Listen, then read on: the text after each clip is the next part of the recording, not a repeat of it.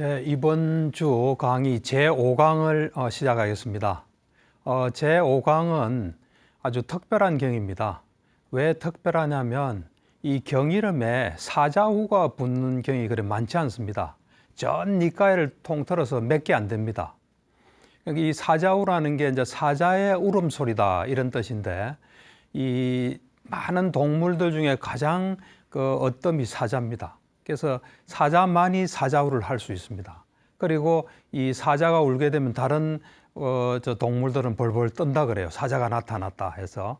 그래서 그처럼 부처님께서 엄청난 내용의 어떤 법문을 하실 때 그때 사자후라 하고 다른 어떤 이교도들이 뭐 벌벌 떤다, 도저히 대적할 수 없음을 느낀다. 그래서 이 사자후라는 이름을 붙입니다. 그래서 이제 사실은 이게 이제 맞지만 니까야 12번째 경에 사자후의 긴 경입니다. 근데 그 앞경은 이제 사자후의 짧은 경이에요.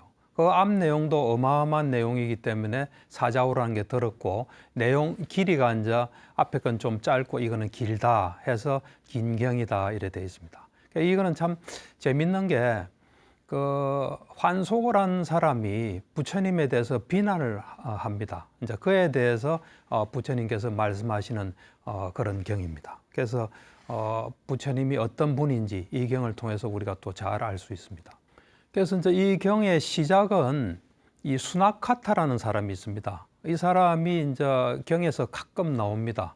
특히 이제 신통 부분하고 관계돼서 이 사람이 나오는데, 이 사람은 좀 관심이 신통, 고행 이런 쪽으로 많았던 것 같아요. 그래서 이 사람이 부처님께서 자기에게 신통을 안 보여줬다. 그래서 나는 환속한다. 이제 그래서 환속을 한 사람이에요. 근데 이제 사실은 부처님께서 그걸 다 보여주셨는데도, 그러고 수나카타한테 내가 보여줬지 않냐, 보여줬습니다 하고도 그냥 이래 떠났어요. 그러니까 이제 수나카타가 앞으로 이 신통 부분을 제가 한번 할 생각인데, 그 경에 이제 수나카타가 구체적으로 어떻게 부처님을 떠나는지 하는 게 잘 나와 있습니다. 이 수나카타라는 사람은 리차이족 사람입니다. 그래서 이제 이 수나카타가 뭔가 불만이 있어서 환속을 하고 난 뒤에 그 리차이족 그 왓지국의 수도가 웨살리라는 곳입니다. 그 웨살리에서 이제 사람들이 많이 모인 그 집회에서 부처님을 이제 비난을 합니다. 어떻게 비난하냐면은 이제 부처님이란 말도 안 하죠. 사문고따마는 이래요. 사문고따마는 인간의 법을 넘어서고 성자들에게 있는 암과 봄이 없다. 그러니까 성자가 아니라는 뜻입니다. 그러면서 사문고따마는 자기 이론으로 완전 무장해가지고 법을 설하고, 또 자기의 영감에 따라 나름대로 검증된 그 법을 설한다. 이제 그러면서 이제 마지막에는 제대로 된 말을 합니다. 그 사문고따마가 어떤 법을 설하면 그 법을 잘 실천하면 이 바르게 괴로움이 없어지는 길로 간다. 이러면서 이제 끝에 말은 수긍을 해요. 그러니까 이 사람도 자기 나름대로는 뭐 생각하는 게 있는 것 같아요. 그래서 이제 이런 거를 그 웨살리에서, 그러니까 큰 도시죠. 그 당시에 이제 인도에는 16대국이 있었는데 그 중에 하나가 왓지국입니다. 그 이제 수도에서 사람들이 많이 모인 데서 사문고따마가 이렇다 하고 이제 이야기를 하니까, 이 이제 부처님의 제자 중에 가장 어떤 가는 제자죠. 사리불이죠. 거의 부처님의 가까이 간 그 사리불이 이제 탁발을 갖다가 그 집회에서 그걸 이제 보고 돌아옵니다. 돌아와서는 이제 부처님께 자기가 본 거를 이야기를 해요. 이야기를 오늘 집회에서 수나카타가 이런 말을 하더라. 그러니까 이제 그 사리불이 하는 이야기를 듣고 부처님께서 그 사리불아, 그 어리석은 인간 수나카타가 화가 나서 그런 말을 한다. 그렇지만 나를 비난해야지 하면서도 또 올바른 말을 해서 오히려 열애를 칭송하구나. 그 말은 이제 아까 제가 이야기한 이 사문고따마가 가르친 대로 하면 괴로움을 멸진할 수 있다, 바르게. 그 말은 비난 가운데서도 나를 칭찬하구나. 이제 그런 말씀하세요. 그러니까 부처님께서는 항상 옳고 그런 거 이거를 항상 구분하세요. 그러니까 어떤 거는 잘못됐고 어떤 거는 바르고 이거를 앞으로 여러분들께서 니까야를 보시면은 그게 잘 나와 있습니다. 그러니까 세세하게 마치 이래 아주 그 경험 많고 실력 있는 그 외과 의사가 수술할 때 어떤 거는 병든 부분, 어떤 거는 건강한 부분, 그걸 잘 가려서 하듯이 이 사람의 어떤 부분은 옳고 어떤 부분은 그러다. 이거를 분명히 잘 하세요. 그래서 이제 사리불한테 이런 이야기를 합니다. 그 수나카타는 어리석기 때문에 나에 대해서 추론하는 지혜가 없다. 추론한다는 건 뭐냐면 부처님에 대해서 무슨 타심통이 있어서 부처님의 경지를 훤히 아는 그런 것을 알 수는 없지만 우리가 법을 추론한 지혜란 건 뭐냐면 부처님이 저래 말씀하시고 또 사리불도 그에 대해서 인정하고 다른 사람들도 하고 여러 가지 나도 해보니까 이렇고 그런 것 같으면 이럴 거구나 하는 게 추론하는 지혜예요. 수나카타는 이제 어리석기 때문에 이 나에 대해서 이 다음 지금 내가 말하는 그런 법에 대해서 추론하는 지혜가 없다 하면서 이제 부처님의 어떤 경지 이거를 말씀하세요. 그래서 이제 처음으로 말씀하시는 게 열애 시포를 이야기해요. 그러니까 열애는 아라한이다. 아라한에 대해서는 여러 가지 설명이 있습니다. 번뇌가 없어진 분이다, 공양 받을 수 있는 분이다, 여러 가지 뜻인데 아라한이고 정등각, 올바로 원만히 깨달으신 분이고 명행족, 그러니까 지혜와 행위 같이 구비되어 있고 선서 잘 가신 분이고 세간에 세상에 대해서 모르는 게 없는 겁니다. 무상사, 더 위가 서성, 더 위 없는 서성이다. 그러니까 부처님보다 나은 서성은 없다는 겁니다. 조장부, 그러니까 사람을 길들이는 데 있어서 가장 최고다. 천인사란 것은 천신과 인간의 서성이다. 불은 깨달으신 분이고 세조는 참 그 덕이 많으신 어른이다. 그래서 이 열애 시포는 부처님께서 직접 하신 말씀이에요. 그러니까 이 예를 들어서 제가 어떤 경전을 보면은 그 다른 외도의 유행성이 찾아왔을 때 열애는 이렇다 이래 말씀도 하시고 그러니까 이제 그런 말을 듣고 사람들은 열애는 아라한이고 정등각이고 이런 말이 있다 소문이 있다 이렇게 하는데 그 부처님의 경전은 부처님이 아시기 때문에 부처님에게서 나왔다 이래 보시면 됩니다. 그래서 이 열애 시포는 여러분들이 외우시는 게 좋습니다. 부처님은 이런 분이다. 그러니까 이 처음 시작이 아라한이지 않습니까? 다른 아라한하고 같은 아라한입니다. 말하자면 이제 돌아가시면 반절반에서 윤회를 끝내는 그렇지만 나머지 9개의 다른 것을 구비하신 갖춘 분이다 해서 열애시포를 외우시면은 열애는 참 이런 분이구나. 참 내가 의지할 수 있고 또 그런 분이 설하신 법이니까 정말 믿을 수 있고 또 그에 따라서 수행한 사람들은 어떤 경지를 얻겠구나 하는 불법성 삼보에 대한 믿음을 가질 수 있고 가능하면 여러분들이 많이 외우면은 항상 머릿속에 있기 때문에 그것에 영향을 받고 그것에 따라 살 수 있습니다. 근데 뭐 들을 때는 그렇지 하고 다음에 머릿속에 다른 게 있으면 다른 것에 영향을 받습니다. 그래서 이제 그 다음에 부처님께서 나는 이런 게 있다. 이게 지금 먼저 이 대상이 사리불이라는 사실이 굉장히 중요합니다. 이 사리불은 엄청난 경지이기 때문에 부처님께서 뭐든지 말씀하실 수 있어요. 다 이해하고 거의 다 경험했기 때문에. 그래서 이제 두 번째는 이제 신족통일에서 특별한 그러니까 이 신통이라는 것은 특별한 능력이나 특별한 지혜입니다, 사실은. 그래서 이제 보통은 뭐 신통하면 6가지 육신통으로 이야기하기도 하고 8가지 탁월한 지혜로 이야기하기도 하고 삼명으로 이야기하기도 합니다. 그래서 이 신족통은 항상 나오기 때문에 이게 정형구기 때문에 제가 조금 부처님 말씀하신 대로 이야기를 하면은 하나에서 여럿이 되기도 합니다. 그러니까 이 몸을 여러 개 만들기도 하고 또 여럿인 몸이 하나가 되기도 하고 뭐 이해하기는 좀 힘들지만 이건 다 사실입니다. 그 다음에 탁 갑자기 나타나기도 하고 사라지기도 하고 그 다음에 이 벽이나 담이나 이것을 마치 허공에서처럼 우리는 공기 중에서는 그냥 갈 수 있지 않습니까? 그 담을 그냥 그대로 장애 없이 통과할 수 있고, 그 다음에 우리가 이제 물에 있다가 이래 올라올 수 있지 않습니까? 그처럼 땅에서 이래 올라올 수 있고, 그 다음에 땅 위를 마치 이래 물 위를 땅 위에서 걷는 것처럼 빠지지 않고 그냥 걸어갈 수 있고, 또 새처럼 날아갈 수 있고, 또 이거는 좀 이해하기는 쉽지 않을 겁니다. 어떤 태양과 달을 손으로 쓰다듬기도 하고, 그 다음 범천까지 갈 수 있다, 이런 말씀을 합니다. 그러니까 이 앞으로 신족통이 나오면 요게 정형구로 항상 나옵니다. 그 다음 이제 천이통일에서 이것도 이제 특별한 능력이죠. 그 멀리 떨어진 곳에 소리를 들을 수 있습니다. 사람이 하는 소리든, 그 다음에 천신이 하는 소리든, 그 소리를 그냥 아무런 장애 없이 들으려고 마음을 향하면 들을 수 있는 천이통. 그 다음 이제 타심통일에서 남의 마음을 이제 그대로 읽을 수 있는 겁니다. 이것도 사실 정형구입니다.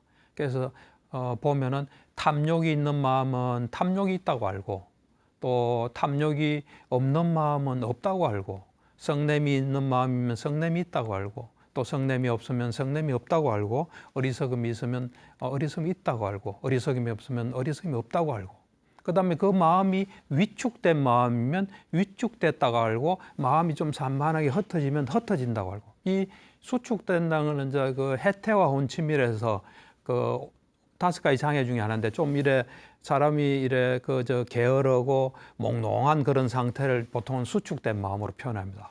흩어진 마음은 좀 들뜬 마음. 그다음 이제 고귀한 마음, 고귀하지 않은 마음. 또 위가 있는 마음, 위가 없는 마음. 이거는 뭐 거의 같아 보시면 됩니다. 고귀한 마음은 색계, 무색계 마음입니다. 고귀하지 않은 마음은 욕계 마음이고, 또 위가 있는 마음은 욕계 마음이고, 위가 없는 마음은 색계, 무색계 마음입니다. 그 다음 이제 삼매 든 마음, 삼매 들지 않은 마음, 해탈한 마음, 해탈하지 않은 마음. 그런 그 마음의 상태를 정확히 아는 걸 우리는 타심통이라고 합니다. 이제 앞에서 3가지 어떤 신통, 특별한 능력, 특별한 지혜를 이야기를 했는데, 신족통, 천이통, 타심통. 이제 요 열의 심력에 열애가 가진 10가지 힘에 나머지 3가지 신통이 나옵니다. 그래서 열애는 10가지 힘을 가졌다는 겁니다. 그러니까 다른 사람이 가지지 않은 열애만이 10가지 힘을 가진데, 그 심력은 뭐냐면 우리는 무슨 일이 벌어질 때는 항상 그 일이 벌어질 수 있는 원인이 있는 겁니다. 그런 원인을 정확하게 안다는 겁니다. 이것이 원인이구나, 원인 아닌 것은 이건 원인이 아니구나 하고 그대로 정확하게 안다는 겁니다. 그 다음에 이제 우리가 과거나 미래나 현재 행한 업의 과보를 그 어떤 그 업을 불러올 수 있는 그 업이 있죠. 행위. 그 업과 그 행위가 일어날 수 있는 여러 조건들이 있거든요. 그런 조건을 있는 그대로 안다는 겁니다.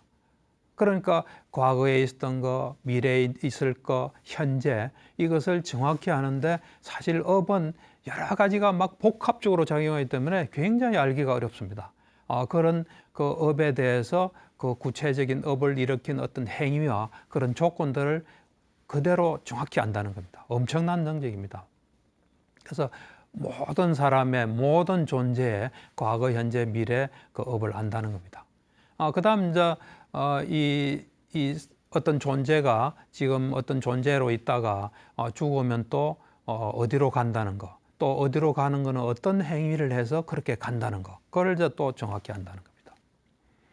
그 다음에 이제 이 세상을 뭐 불교에서 말하는 세상은 이제 이 온, 그 다음에 육처 18개입니다. 그러니까 사실 세상이라는 게 우리가 감지하는 것이 세상이기 때문에, 그런 이제 우리의 어떤 온이나 육처나 18개에 대해서 그 각각의 그 요소들을 정확히 안다는 겁니다. 어떤 사람은 이런 요소가 있고 어떤 사람은 또 다른 요소가 있겠죠. 그런 것들을 정확히 안다는 겁니다. 그 다음에 이제 중생들의 다양한 성향을 있는 그대로 압니다.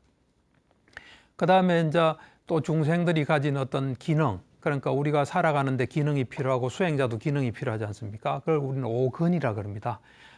믿음, 정진, 마음챙김, 삼매, 지혜. 그런 것에 어떤 사람은 이렇고 어떤 사람은 이렇고 어떤 한계, 이런 것을 이제 잘 안다는 겁니다. 그러니까 이 세상에 대해서 훤히 아는 겁니다. 그 다음에 이제 이 사선에 대해서 팔해탈, 또 세 가지로 우리가 이 정의하는 삼매, 구차제 정덕, 이런 것에 대해서 그런 걸 얻지 못했을 때는 왜 얻지 못하고 어떻게 하면 얻고, 그래서 어떤 상태에 있고, 또 거기서 나오는 거, 이런 거에 대해서도 환히 한다는 겁니다. 그 다음 이제 8번째는 숙명통. 어떤 존재를 보던 그 존재, 어떤 존재, 그러니까 이 숙명통이라는 건 자기 과거생을 이렇게 쭉 보는 겁니다. 이렇게. 그것에 대해서 과거의 수없는 전생을 자세히 있는 그대로 기억한다는 겁니다. 그게 이제 숙명통이고, 그 다음에 이제 중생들이 업에 따라서 태어나는 천안통, 이것을 이제 잘 본다는 겁니다. 그 다음에 이제 모든 번뇌가 다한 누진통, 이것을 그 부처님께서 그 최상의 지혜로 그거를 이제 알고 그런 상태에서 머문다 이겁니다. 그래서 지금 앞서 이제 여러 가지를 이야기했습니다. 열의 시포도 이야기하고 세 가지 신통 이야기하고 열의 10가지 힘. 이렇게 내가 알고 보는 나를 두고 수나카타처럼 열애는 인간의 경지를 넘어선 성자들에게 있는 그런 암과 봄이 없다. 그리고 고따마는 그 이론으로 철저히 무장해서 자기의 영감으로 검증된 법을 설한다. 뭐 그렇지만은 그 사문 고따마가 말한 대로 하면은 올바르게 괴로움은 없앨 수 있다. 그런 이 자기가 한 말을 거두어들이지 않고 그런 마음을 또 놓아버리지 않고 그런 견해를 계속 가지고 있으면 누가 어디 데려가듯이 지옥으로 떨어진다. 이제 이런 이야기를 합니다. 그러니까 앞으로 이제 나오는 이야기들을 이것들은 다 이래 붙어 있다고 보시면 됩니다. 내가 이런 능력이 있는데 그걸 모르고 이상한 소리 하면은 지옥 간다 하는 건 이제 다 붙어 있다고 이렇게 보시면 됩니다. 그리고 이제 열애에게는 또 네 가지 두려움이 없다. 그런 두려움이 없기 때문에 내가 어디서나 편안하고 자신감이 있다. 이제 그런 말씀하십니다. 그래서 이제 첫 번째 두려움 없는 그런 뭐냐면은 이 내가 그 올바르게 깨달았다는 거. 그런데 어떤 누가 와서 당신은 올바르게 깨달았다고 말은 하지만 이거는 못 깨달았어 하고 나한테 적절한 이유와 타당한 어떤 근거를 가지고 나한테 말할 사람은 전혀 없고, 그리고 내가 이 바르게 깨달은 것은 확실하다. 그래서 나는 두려움이 없다. 첫 번째 두려움 없는 이유가 내가 깨달은 것에 대해서 확신한다는 겁니다. 확신하고 어떤 누구도 반박할 수 없다는 겁니다. 그 다음에 이제 앞에 거는 이제 바르게 깨달은 거고, 두 번째는 이 번뇌를 완전히 멸했는데 어떤 사람이 와서 당신은 이런 번뇌는 멸하지 못했어 하고 그렇게 이야기할 수 있는 사람이 없다는 거예요. 근거를 충분히 가지고. 그러니까 내가 번뇌를 멸한 것은 확실하다는 거예요.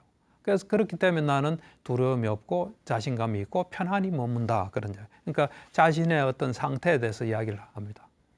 그 다음 이 세 번째는 뭐냐면 내가 이걸 이렇게 하면 장애가 된다.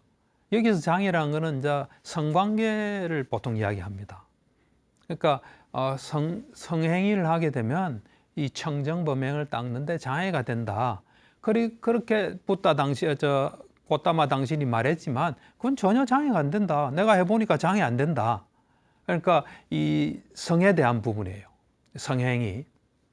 그리고 사실은 이 비구들 사이에서도 뭐 부처님은 그게 장애가 된다지만 장애 안 된다. 뭐 그런 이야기를 하고 그거 가지고 문제가 된 경우도 있습니다.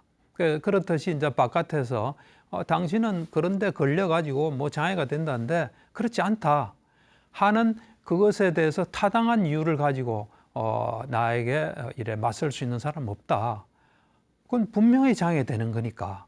그래서 내가 그런 점에 대해서도 전혀 두려움이 없고 편안하다. 이제 이런 말. 이제 네 번째는 뭐냐면은 이제 부처님께서는 사실 괴로움의 어떤 소멸, 괴로움을 없앨 수 있는 길을 이제 제시하신 분인데 그 괴로움을 해결하는 그것에 대해서 당신이 말한 대로 해도 그 괴로움이 완전히 없어지지 않는다. 이제 그렇게 누가 말할 수 있는 사람이 나한테는 전혀 없다는 겁니다. 그래서 그런 점에 대해서 나는 전혀 염려가 없고 어디든지 내가 편안하게 두려움 없이 머문다. 이게 이제 네 가지 두려움 없음의 내용입니다. 그러니까 엄청나게 이 부처님께서 경험하고 실천하고 난 뒤에 이거는 확실하다는 어떤 그걸 가지고 계셨던 겁니다. 그래서 열애는 이런 네 가지 두려움이 없이 8가지 회중에 들어간다. 그러니까 그 당시에 이제 그 사람들이 모여 있는 이걸 회중이라 그랬는데 항상 이 초기 불교 경전에는 8가지 회중이 나옵니다. 첫 번째가 이제 끄사트리아, 무사 계급이죠. 끄사트리아, 또 이제 바라문 계급, 그 다음에 이제 장자, 또 여러 종류의 어떤 사문. 이제 그 다음 거는 이제 인간계는 아니죠. 4대 왕천, 또 33천, 마라, 범천. 요렇게 어디든 부처님께서 이 사람만 만난 건 아니거든요. 또 천신도 만나고 또 천신도 교육하기도 하고 또 마라도 만나고 이럴 때 내가 네 가지 두려움 없이 그런 당당하게 항상 그런 회중에 들어갔다 이래 말씀하세요. 그 다음에 이제 여러분들이 조금 이것도 좀 알아야 되고 부처님께서도 의외로 이 말씀도 하세요. 이 태어남은 네 가지가 있다. 네 가지 부류의 태어남이 있다. 첫 번째가 뭐냐면 난생입니다. 알에서 태어나는 겁니다. 뭐 조류들이 거의 알에서 태어나죠. 알에서 태어나는 형태의 어떤 태어남이 하나 있다. 이제 두 번째는 태생이라 해서 이 이제 태에서 자궁, 요 태에서 태어난다는 겁니다. 우리 같이 포유류는 태에서 태어나는 거죠. 우리 사람도 그렇고 태에서 또 태어나는 중생이 있다. 그 다음에 이제 섭생이라 해서 이래 보면 어떤 부패한 음식 이런 데서 뭐가 탁 생기는 또 생명체들이 있습니다. 그거는 알에서도 태어나지 않고 태에서도 태어나지 않죠. 그 부패한 거기서 뭔가 이래 탁 생명체들이 태어납니다. 뭐 이런 오물 구덩이 이런 데서도 뭐가 탁 태어나고 요렇게 태어나는 어떤 부패한 생선 거기서도 생명체가 탁 태어납니다. 그런 걸 우리는 섭생이라 그럽니다. 이제 맨 마지막으로 화생이라 해서 이제 천신의 어떤 태어나는 거, 아귀, 지옥 중생 이런 것들은 그냥 탁 태어나는 겁니다. 난생이나 태생이나 섭생 이런 걸 거치지 않고 바로 싹 나타나는 거죠. 이렇게 그거를 이제 화생이라 하고 네 부류의 태어남이 있다. 중생들이 태어나는 형태는 요 네 가지다. 이제 이런 말씀하세요. 이게 저는 참 다른 데서 보기 어려운 굉장히 부처님께서 적절하게 비유하시면서 또 우리도 이 새겨 들어야 되는 그 부처님 말씀을 항상 이래 염두에 둔다면 우리가 살아가는데 참 도움이 되겠다 하는 것을 또 말씀하셨습니다. 그래서 이제 이 중생이 태어나는 곳은 5가지가 있다. 물론 이제 아수라는 여기 빠져 있습니다. 그렇지만 다른 경전들을 보면 아수라 존재가 분명히 있기 때문에 그래서 우리가 육도윤회라고 하는데 여기서는 5가지 태어날 곳이 있다 이런 말씀하세요. 그래서 안 좋은 것부터 이야기하면 지옥, 축생, 악귀, 인간, 천신. 여러분들이 주목해야 될 것은 축생하고 악이 순수입니다. 오늘날 우리가 이래 뭐 애완동물도 있고 아주 안락하고 편안하게 지내는 그런 있기 때문에 축생을 아기보다 나은 게 아닌가 하는데 불교에서 딱 순서가 있습니다. 사리불 법문도 보면 그 아기하고 축생 중에서 아기가 낫다 이렇게 딱 이래 그 정의가 되어 있습니다. 부처님 여기도 보면 나쁜 거로부터 지옥, 축생, 아기, 인간, 천신 이렇게 되어 있습니다. 그래서 요 태어날 곳이 이 5군데가 있다. 그리고 이제 태어나지 않은 곳도 있다. 그건 열반이죠. 그래서 이 태어날 5곳이 어떤 곳이고 또 그 길로 태어날 수 있는 길이 어떤 길이고 뭘 하면 거기 태어난다는 겁니다.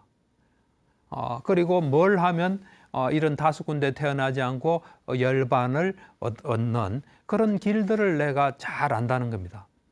그리고 그 길을 잘 알고 실제로 어떤 중생이 그렇게 하다가 어디 떨어지면 천안으로 어디 태어난지 정확하게 본다는 겁니다.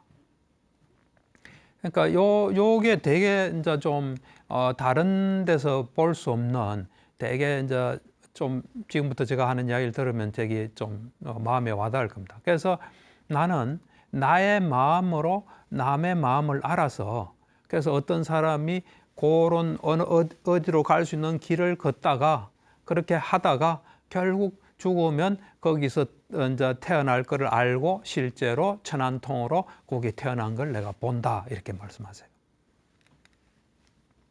그래서 처음에 이제 지옥을 말씀하시면서 어떤 말씀하시냐면은 지옥이란 거는 이제 다음 태어나는 곳이 지옥이에요. 지금은 여기에서 부처님 말씀할 때는 항상 사람의 상황을 먼저 이야기해요.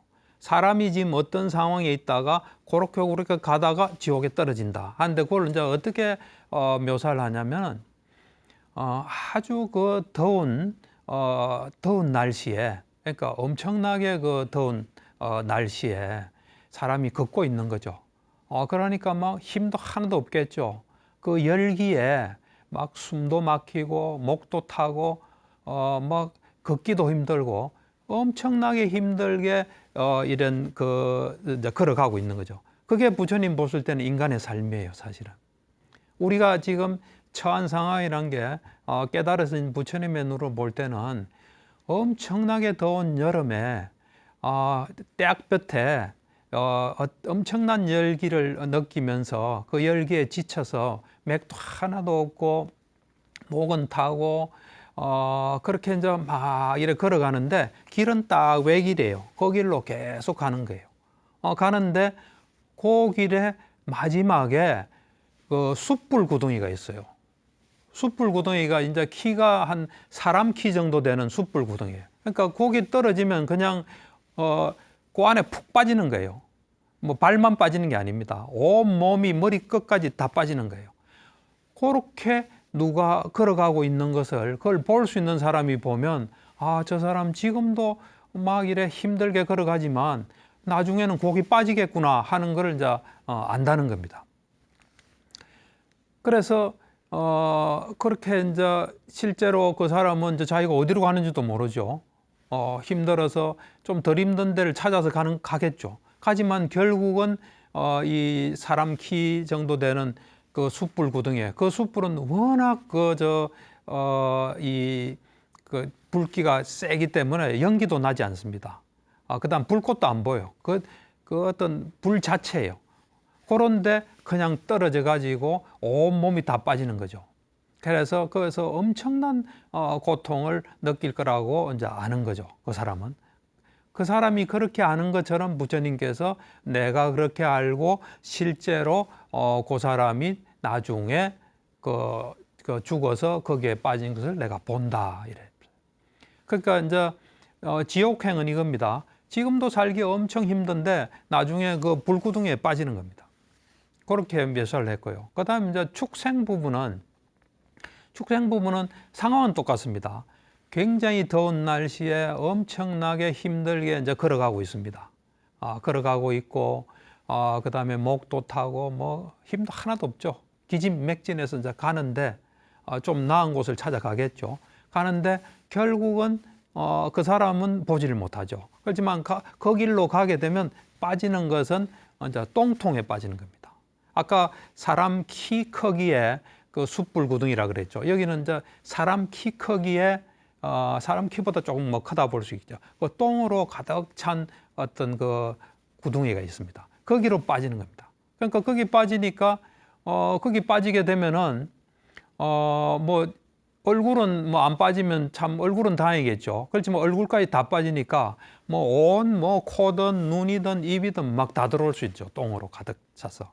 그러니까 엄청난 어떤 그 냄새와 더러움과 그런 힘든 것의 상황에 처하게 된다는 겁니다. 그러니까 이제 부처님 보실 때는 다음 생에 그 어떤 축생의 삶이라는 게 그런 거다 하고 이제 말씀을 하세요. 그래서 이제 실제로 이제 그런 상황을 잘 아는 사람이 그렇게 이제 알고 보듯이 내가 그렇게 이제 알고 본다, 그런 말씀하세요. 그 다음에 이제 악귀행입니다. 이제 지금 인간으로 살다가 우리가 죽어서 악귀로 태어난 사람도 있거든요. 이제 악귀는 요렇게 묘사를 하세요. 아까 이제 지옥은 뭐 불구덩이, 또 축생은 똥 그 어떤 구덩이. 이제 악귀는 어떻게 묘사를 하시냐면은 그렇게 이제 아주 더운 날씨에 막 기진맥진해서 이제 걸어가는데, 그 걸어가는 길의 끝에 뭐가 있냐면 나무가 있긴 있습니다. 근데 그 나무도 비탈길에 있어요. 비탈길에 나무가 있는데 잎사귀가 거의 없어요. 나무는 나무인데 이 그늘을 만들 수 있는 잎사귀와 가지는 막 거의 없습니다. 거의 없으니까 나무일 뿐이에요, 그냥. 뭐 약간은 뭐 있을지 몰라도. 그러니까 그 쉴 수 있는 곳이 아니죠. 그것도 비탈길에 있어요. 그래서 그렇게 기진맥진해서 가다가 결국 도달하는 곳은 오히려 뭐 더 힘들 수 있는 그런 도움이 안 되는 괴로움이 엄청 그런 많은 그런 곳에 이제 도달한다는 겁니다. 그래서 그 다음에 이제 인간인데, 인간에 대해서는 뭐 지금 걷는 상황은 아주 안 좋게 묘사를 했지만, 그러니까 이 열기 속에서 막 힘들게 걸어가다가 요 인간은 부처님께서 어떻게 말씀하시냐면 아주 그 나무가 있는데 그것도 평지에 있습니다. 잎사귀도 아주 무성하고 가지도 많아서 그림자를 잘 이래 만들 수 있는 그런 나무가 평지에 있어서 그 가서는 좀 쉴 수 있다는 겁니다. 그래서 즐거움이 많다는 겁니다.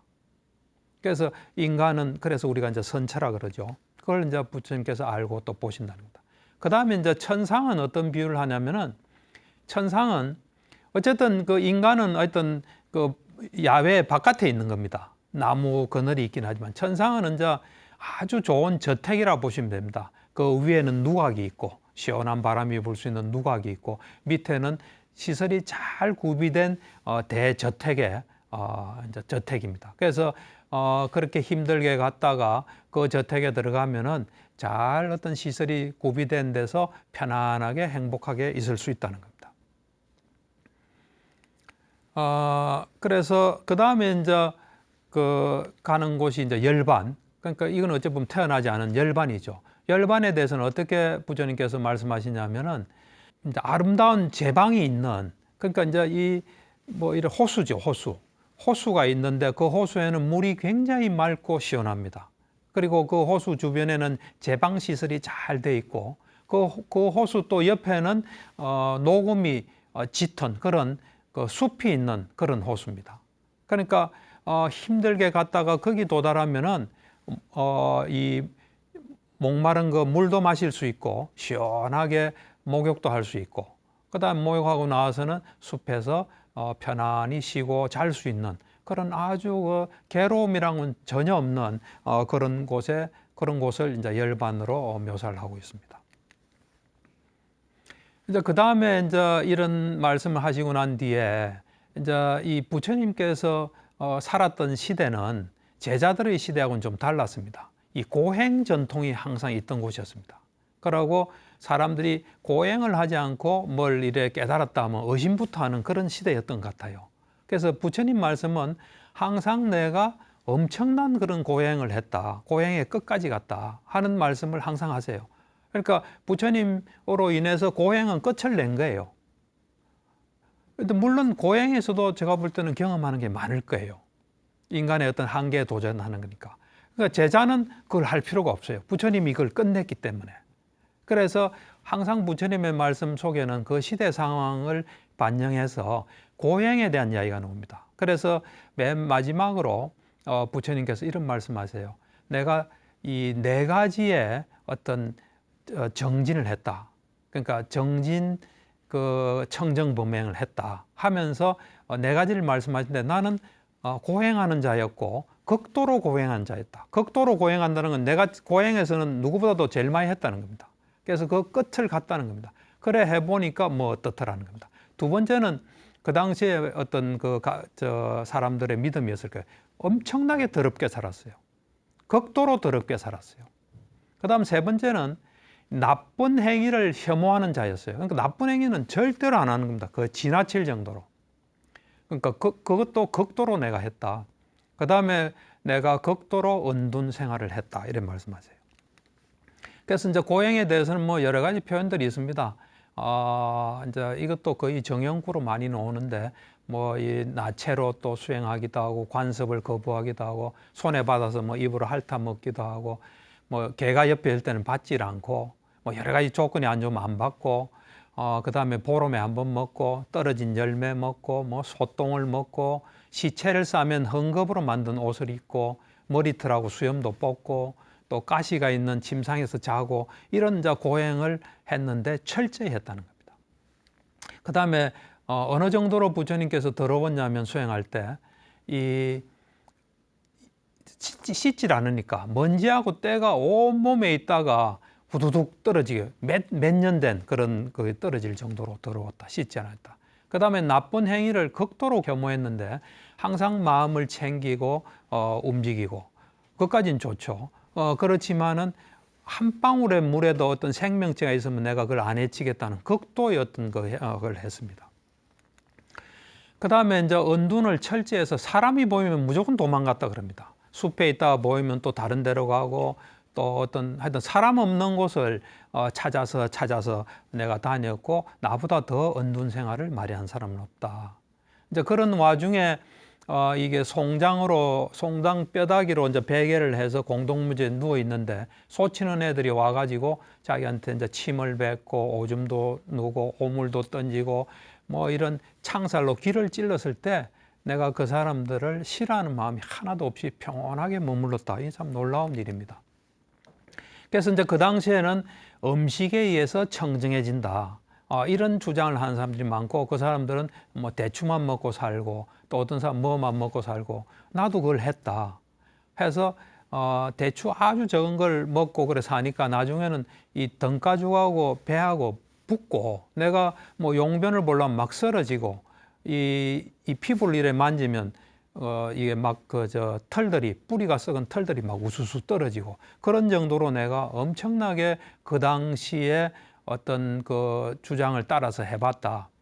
이제 그렇지만 그렇게 내가 극도로 누구보다도 더 했을 때 인간의 어떤 경지를 넘어서고 성자들에게 있는 암가봄이 내가 없었다. 그건 왜 그러냐면은 그렇게 해서는 성스러운 통찰지를 얻지 못한다는 겁니다. 성스러운 통찰지를 얻어야 성스러운 해탈로 인도되고 괴로움을 바르게 해결할 수 있는데, 그런 걸 통해서는 이 성스러운 통찰지를 얻을 수 없다는 겁니다. 해보니까. 그리고 이제 어떤 또 사람들은 뭐 윤회를 끝없이 해야 청정해야 한다. 윤회를 해야. 그렇지만 내가 윤회하지 않은 곳이 없다. 지옥을 포함해서. 그렇지만 정거천 한 군데는 내가 가지 못했다. 왜냐하면 정거천은 불안자들이 태어나고 거기서 윤회를 끝내기 때문에 보살의 어떤 행을 닦아야 되기 때문에 정거천에는 내가 가보지 않고 다른 데는 내가 다 가봤지만 그래가 안 되더라. 그 다음에 뭐 또 제사, 불을 섬긴다. 이런 것이 이제 그런 말들이 있는데, 그 내가 왕이나 또 내가 부잣집 어떤 바람문으로 태어나서 제사 안 지낸 제사도 없고 안 섬긴 불도 없다. 이제 그런 이야기를 해요. 그래서 이제 부처님께서 이런 말씀하세요. 그 훌륭한 인간이, 이제 사람들이 이런 말을 해요. 훌륭한 인간이 나이가 젊을 때는 이 어떤 통찰지를 이제 유지할 수 있는데, 통찰지에 의한 어떤 현명함을 유지할 수 있는데, 나이가 들어서 노쇠하게 되면 80이나 90이나 100살이 되면 그 통찰지에 의한 어떤 그 지혜로움, 총명함이 사라진다. 그런 견해가 있는데, 이 경을 설하실 당시가 80세, 그러니까 돌아가시는 그 해죠. 80세가 되신 것 같아요. 내 나이가 이제 80이 됐다.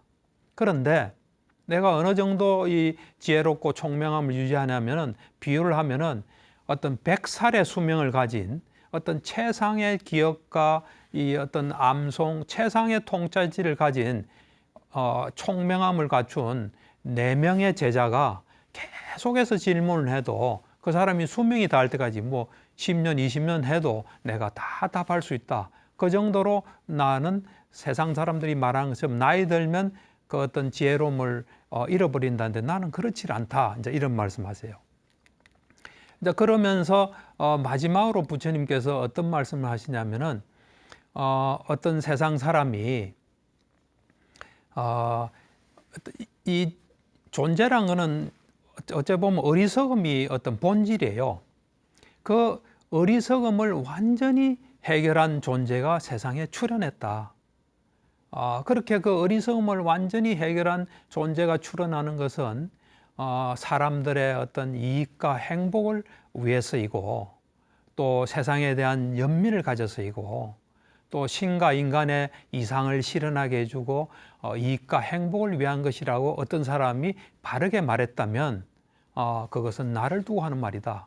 그러니까 내가 어리석음이 하나도 없는 상태에서 사람들의 어떤 행복과 이익 또 천신과 인간들의 어떤 이상을 그 사람들이 가진 꿈을 실현해주고 이익과 행복을 위해서 내가 왔지. 처음에 돌아가서 수납가타가 말한 것처럼 사문고따마는 자기 이론으로 무장해서 뭘 하고 자기 어떤 영감에 따라서 검증된 법을 쓰라고 그건 아니다.